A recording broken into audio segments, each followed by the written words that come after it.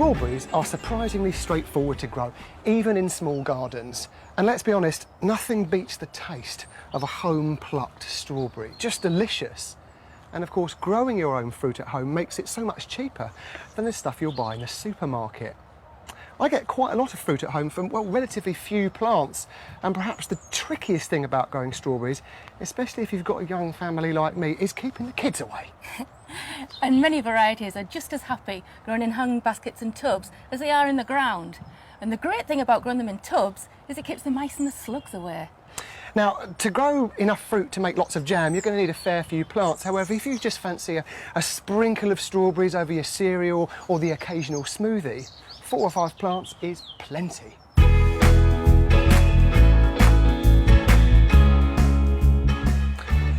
The best time to plant young strawberry plants is in late summer. September is ideal. Do it then and you'll get a crop the following year. You can pop them in spring, but just take into account that you won't get a big crop in your first year because the plants will take time to knit in and bulk up. Yeah, just plant them in a sunny, well-drained spot with lots of well-rotted organic matter dug in, or use peat-free compost. If you're growing strawberries in the ground, plant them in rows, each plant about 18 inches apart, that's 45 centimetres, with the rows themselves about 3 foot apart, that's 90 centimetres or so. If you're growing in raised beds, you can afford to put them in a little bit closer together. Pop them in at 12 inches apart, that's 30 centimetres, 2 foot, 60 centimetres between the rows. In containers and baskets, you can space plants closer together. Now in this basket, I think 2 is plenty. So gently squeeze them out of the container. Have a look at the roots, might need teasing a little bit. Make a hole with your hand and pop the plant in. Same again, gently squeeze them out of the container. Check the roots, make a hole with your hand and pop the plant in. 8 to 10 inches apart, 20 centimetres or so, because of course they will hang out of the size of the container.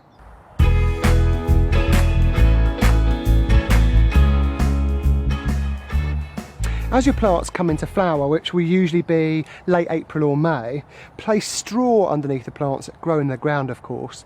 And this helps to, well, stop the fruit rotting on wet soil, but it also keeps the weeds down and it stops rain splash, which makes the fruit go mouldy.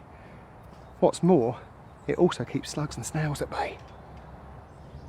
And here's a top tip. If you can't get hold of any straw, you live in the middle of the city for example, you could just use this and plant through it. This is landscape fabric. It's a semi-permeable membrane when water goes through it. Just simply pick it up from your local store. And all you do is lay it over the area with which you intend to plant, and then using some metal hoops that I fashioned from wire, pin it into place. First one goes in there.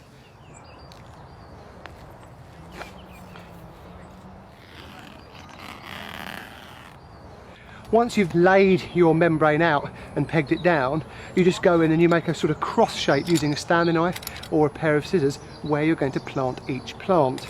Of course, at the correct spacing. And now you simply pop your plants in where you've made your incisions.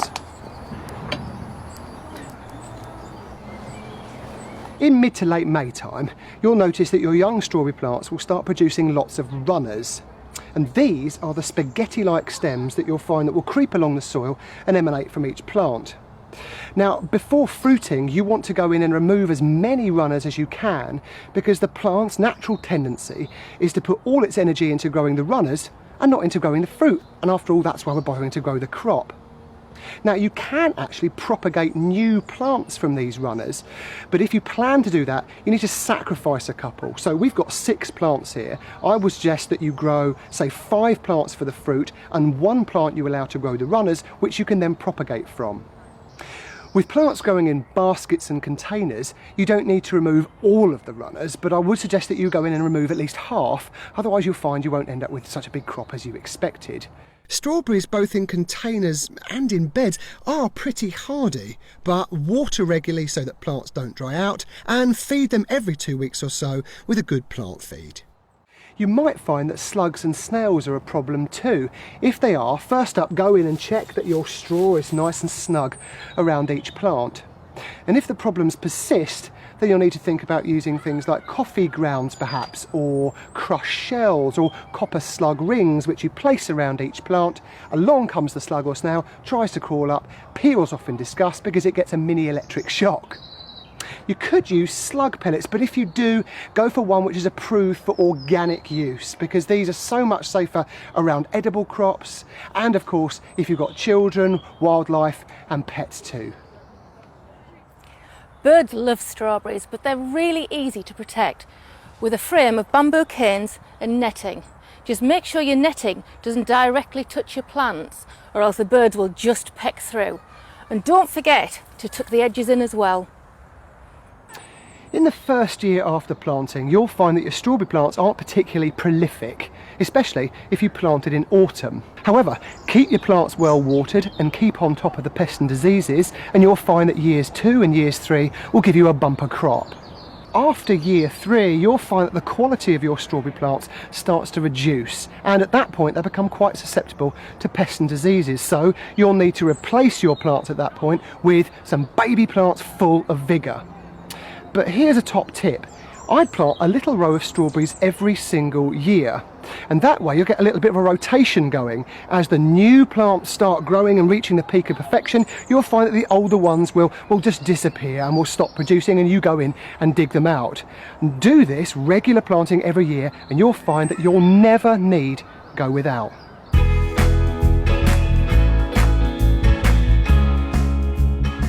Here's how to propagate strawberry plants from runners.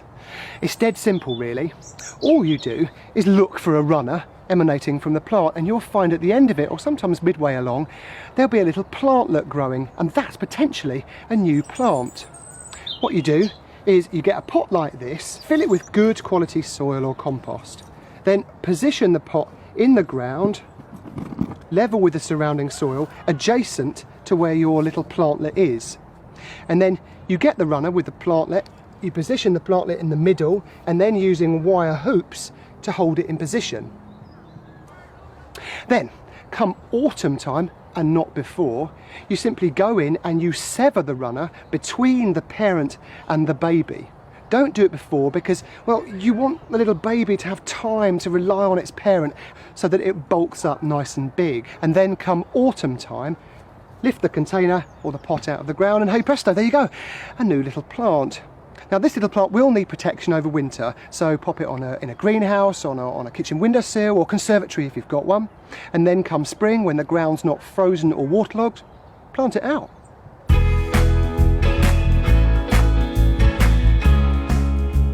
Strawberries need to be picked as soon as the fruit is ripe to stop them rotting on the plant. And unlike my son, my little nipper, go in and pick the fruit gently because it bruises easily. And if you can, try and take the stalk with the fruit as well. Given sun, water, bit of TLC, you'll find that your plants will crop all summer long.